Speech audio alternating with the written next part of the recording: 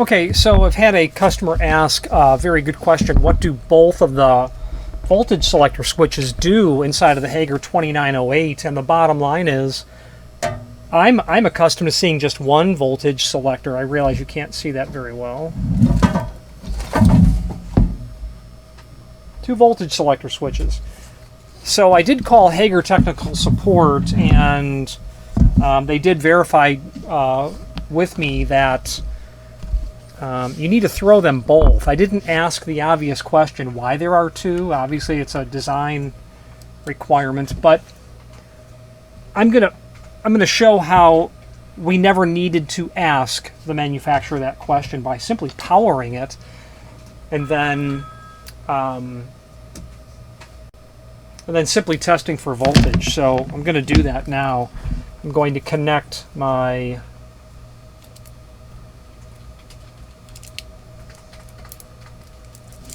neutral and hot wire.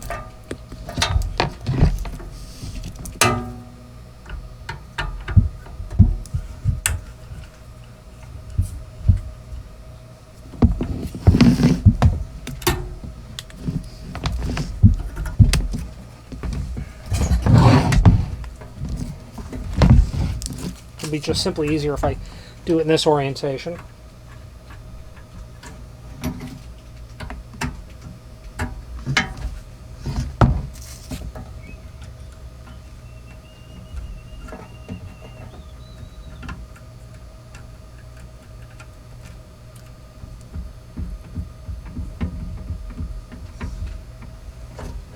Okay.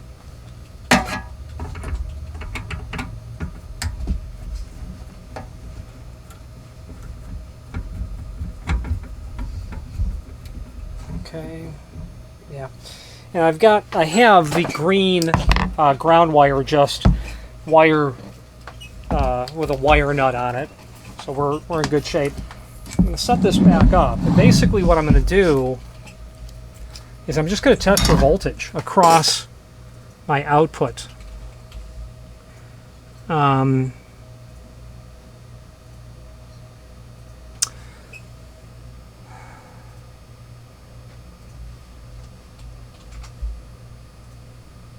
Yeah, okay.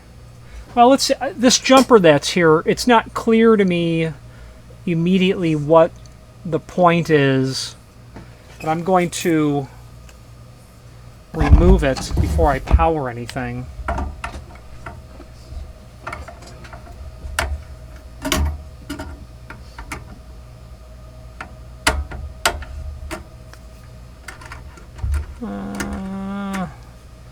We'll leave it in there. It appears to me that it's meant to stay, and I'll look in the instructions as to what that jumper's purpose is. I'm going to turn it on, plug it in. Well, I heard the click. You see the light, so we've got something going on here. Going to be really mindful of what we are touching with metal inside of here. This is a power supply. I don't know the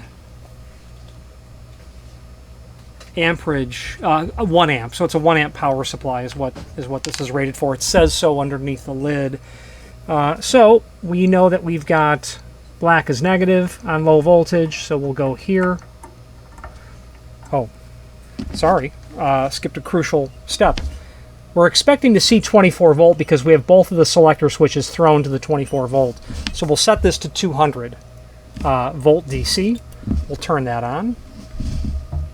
Put that there. Black will go to negative. It doesn't really matter. You're just going to get a negative value. Yeah, so right there, showing me 24.5 volts. Yeah, sure, I'm getting it here because it's jumpered. If I were to have put that in reverse accidentally, you're not going to hurt anything, but you're going to get the same voltage, just in a negative, so that you know that you have your polarity reversed. So I'm going to unplug the power supply. I'm going to give that a few seconds.